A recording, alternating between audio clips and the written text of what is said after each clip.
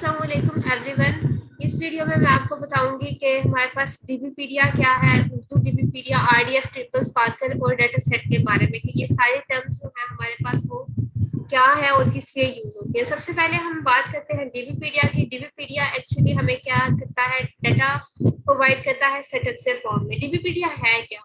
DB stands for database. ये हमारे पास एक डेटाबेस है जिसमें हम स्ट्रक्चर्ड फॉर्म में डाटा स्टोर करवाते हैं, और इसमें जो डाटा स्टोर होता है वो आता कहाँ से है?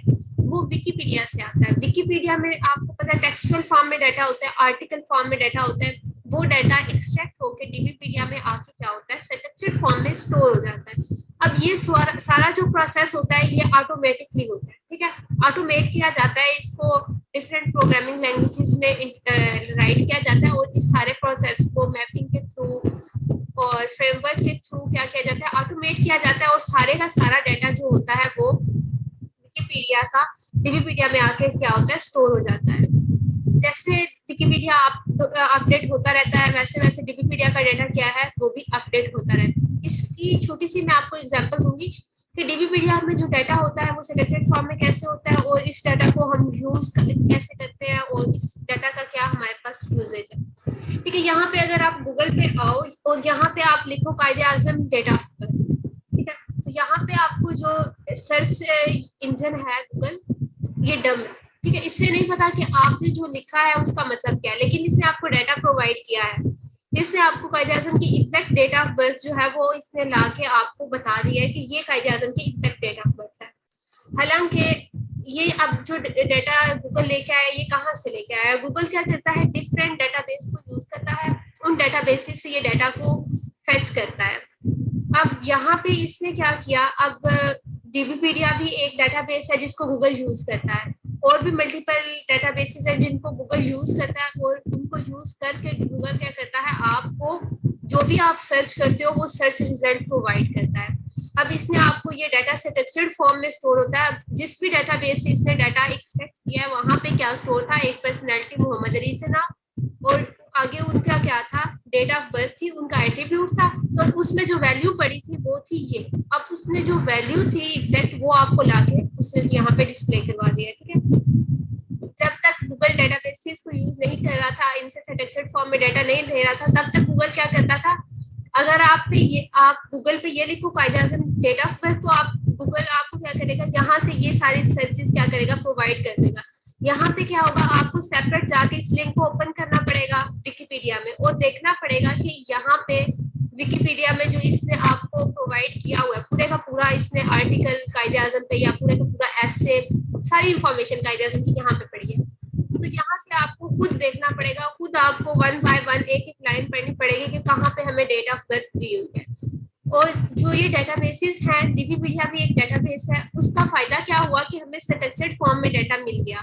हमें एक पूरे आर्टिकल में से ये नहीं देखना पड़ा कि कायदे आजम की डेट ऑफ बर्थ क्या है, हमें डायरेक्ट गूगल ने यहाँ पे आंसर कर दिया। सेम इसी तरह अगर आप यहाँ पे लिखो कैपिटल ऑफ पाकिस्तान, तो यहाँ पे आपको कैपिटल ऑफ पाकिस्तान की भी इंफॉर्मेशन मिल जाती है एग्जैक्ट, कि वो कैपिटल जो है वो क्या है, इस्लामाबाद है। उसके बाद नीचे आपको लिंक्स वगैरह मिलते हैं कि आप यहाँ पे जाके मजीद इस्लामाबाद की इंफॉर्मेशन लेना चाहो तो ले सकते हो। लेकिन यहाँ पे क्यूरी देखी इसने, कि क्यूरी क्या है, हमारी एग्जैक्ट हमें पाकिस्तान का कैपिटल जानना है, तो वो उसका आंसर एक लफ्ज में है, इस्लामाबाद। अगर वो पूरी आप उसे कहानी सुनाओ कि कैपिटल में ये होता है, कैपिटल में ये होता है, कैपिटल में ये होता है, आप उसे नाम बताओ ही ना इस्लामाबाद अपने यूजर को, तो आपका यूजर फेडअप हो जाएगा। तो ये जो डाटा है ये गूगल यूज करता है, ठीक है।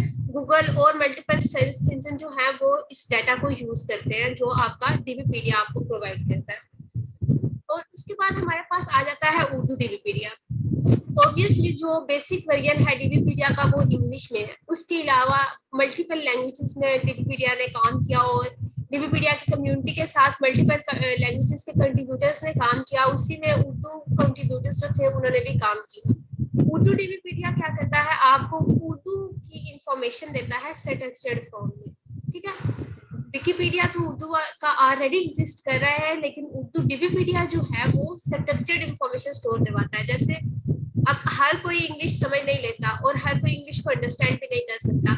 इसी तरह अगर हम यहाँ पे लिखे कायदे आजम की तारीख पैदाइश, तो हम देखते हैं कि हमें इंफॉर्मेशन देता है गूगल या नहीं। एग्जैक्टली उसने कायद-ए-आज़म की तारीख पैदाइश को अंडरस्टैंड किया और हमें ये जो थी कायद-ए-आज़म की तारीख पैदाइश उसका डेटा ला के हमें दे दिया। हमारा बेसिकली उर्दू डीबीपीडिया प्रोजेक्ट का काम ही क्या है कि उर्दू का जो डेटा है उसको डीबीपीडिया में स्टोर करवाना और डीबीपीडिया के उर्दू कंट्रीब्यूटर्स के तौर पे काम। ठीक है, तो बेसिकली हमने क्या करना है कि उर्दू को अपना कंटिन्यू करना है, क्योंकि जो आपकी नेशनल लैंग्वेज है हमारी उर्दू, जो काम हम इसमें कर सकते हैं वो फॉरेनर्स नहीं कर सकते। तो उर्दू डीबीपीडिया आपका क्या करता है, उर्दू जो भी विकिपीडिया में उर्दू फॉर्म में डेटा स्टोर है उसको एक्सट्रैक्ट करके डीबीपीडिया में स्टोर करवा देता है। नेक्स्ट आपके पास आती है एक टर्म आरडीएफ। आरडीएफ हमारे पास क्या है, आरडीएफ फॉर्म में हमारे पास डीबीपीडिया में डेटा स्टोर होता है। ठीक है, ये एक फॉर्मेट है, आप कह लो इस फॉर्म में आपके पास डेटा जो है वो स्टोर होगा आपकी डीबीपीडिया में।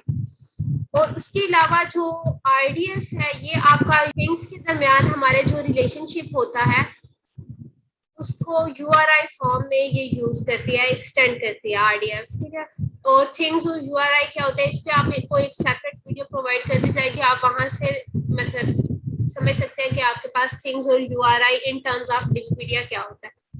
उसके अलावा आरडीएफ जो हमारे पास डाटा स्टोर करता है वो ट्रिपल्स की फॉर्म में डाटा को स्टोर करता है। ट्रिपल्स हमारे पास क्या होते हैं, ट्रिपल्स हमारे पास 3 एंटिटीज है। ठीक है, ट्रिपल, ट्राइब, ट्राई से निकला है, तो ये हमारे पास क्या 3 एंटिटीज होते हैं इसमें बेसिकली, जिसमें एक हमारे पास सब्जेक्ट होता है, सेकंड एट्रीब्यूट होता है और वैल्यू होता है। या आप इसको ऐसे भी कह सकते हो कि एक सब्जेक्ट होता है, सेकंड प्रेडिकेट होता है और थर्ड आपके पास क्या होता है, ऑब्जेक्ट होता है। ठीक है, फॉर एग्जांपल यहाँ पे अगर आप देखो तो एलिस आपके पास क्या है, एक सब्जेक्ट है। ठीक है, और बॉब आपके पास क्या है, एक ऑब्जेक्ट है।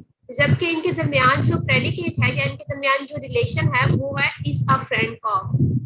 तो ये आपका जो डाटा है ये आप ट्रिपल्स फॉर्म में स्टोर हो सकता है, जिसमें सब्जेक्ट आपका एलिस आएगा और ऑब्जेक्ट आपका बॉब आएगा और इनके दरमियान जो प्रेडिकेट है वो आपका है इज फ्रेंड ऑफ। ठीक है, दिस इज कॉल्ड ट्रिपल्स। ये एक जो है ये आपका ट्रिपल बन जाएगा। ट्रिपल्स फॉर्म में इसी फॉर्म में डाटा स्टोर होता है।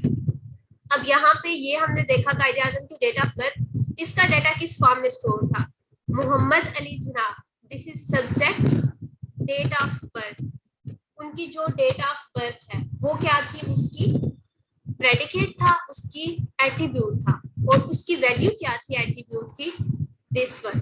ठीक है, ये क्या है, ये ऑब्जेक्ट है या फिर उसकी एट्रीब्यूट की वैल्यू है। यहाँ पे मैंने आपको बताया कि सब्जेक्ट, एट्रीब्यूट और वैल्यू, सब्जेक्ट, प्रेडिकेट और ऑब्जेक्ट भी कर सकते हो आप, सब्जेक्ट, एट्रीब्यूट और वैल्यू भी कर सकते हो। ठीक है, सब्जेक्ट भी एलिस बनेगा और उसका एट्रीब्यूट क्या बनेगा कि वो फ्रेंड है और वैल्यूज की क्या होगी, बॉब। किसकी फ्रेंड है, बॉब की। इसी तरह कायद-ए-आज़म के केस में भी जो आपके पास सब्जेक्ट होगा वो कायद-ए-आज़म और आपके पास एट्रीब्यूट जो होगा वो डेट ऑफ बर्थ, वैल्यू उसकी क्या होगी, ये डेट ऑफ बर्थ जो भी है दिसंबर 25 और ये। ठीक है, इसी फॉर्म में ट्रिपल्स की फॉर्म में डाटा जो है वो क्या होता है, डीबीपीडिया में स्टोर होता है और इसीलिए जब हम उसको सर्च करते हैं तो वो फौरन हमें ट्रिपल्स की फॉर्म में यानी कि स्ट्रक्चर्ड फॉर्म में हमें डाटा को क्या करता है, रिप्रेजेंट करवा देता है। उसके अलावा स्पार्कल हमारे पास क्या होता है, हम कोई भी डेटाबेस को यूज करते हैं तो हमें क्या होता है, उसकी क्यूरी लैंग्वेज आनी चाहिए। जिस तरह आपने एसक्यूएल पढ़ी होगी, वो क्या करती है, आपको डेटाबेस से डाटा सर्च करके ला के देती है, आप उसकी कोई भी क्यूरी लिखते हैं। इसी तरह डीबीपीडिया एक डेटाबेस है और उसके लिए जो क्यूरी लैंग्वेज यूज होती है वो है स्पार्कल। स्पार्कल आपको डीबीपीडिया में से आपके डाटा को मैनिपुलेट करने में, आपको रिट्रीव करने में क्या करती है, हेल्प करती है। ठीक है, ये बेसिकली क्या है, डीबीपीडिया की क्यूरी लैंग्वेज है। उसके अलावा एक कॉन्सेप्ट है आपके पास डेटा सेट का। ये आपके पास जो डेटा सेट है वो क्या होता है, डेटा सेट बेसिकली आपके पास क्या है, कलेक्शन ऑफ डाटा। अब कलेक्शन ऑफ डाटा में आपके पास कलेक्शन ऑफ टेक्स्ट भी आ सकता है, कलेक्शन ऑफ डॉक्यूमेंट भी आ सकता है और कलेक्शन ऑफ फाइल्स भी आ सकता है। मतलब डाटा की बात कर रहे हो ना तो कोई भी डाटा, इमेजेस की बात कर लो तो कलेक्शन ऑफ इमेजेस भी आ सकता है इसमें। ठीक है, कोई भी किसी भी चीज की, किसी भी डाटा की जब कलेक्शन होगी तो उसको आप बोलोगे कि this is called data set. इसकी यहाँ पे एग्जांपल है, फॉर एग्जांपल अगर आप एक 9th ग्रेड के स्टूडेंट को 9th ग्रेड में जाते हो और वहां पे देखते हो कि इंग्लिश सब्जेक्ट में हर स्टूडेंट के कितने मार्क्स हैं। एक स्पेसिफिक आपने क्या किया, इंग्लिश सब्जेक्ट को पिक किया और स्टूडेंट्स के मार्क्स को देखा, तो ये आपका क्या होगा, एक डाटा सेट हो जाएगा जिसमें कितनी चीजें इन्वॉल्व है, 3, एक स्टूडेंट, एक उसका सब्जेक्ट इंग्लिश और ऊपर से उनके मार्क्स। अब ये ट्रिपल्स फॉर्म में डाटा है और ये डेटाबेस में भी स्टोर होगा and this is called data set. ठीक है, thank you very much for watching this video and Allah Hafiz.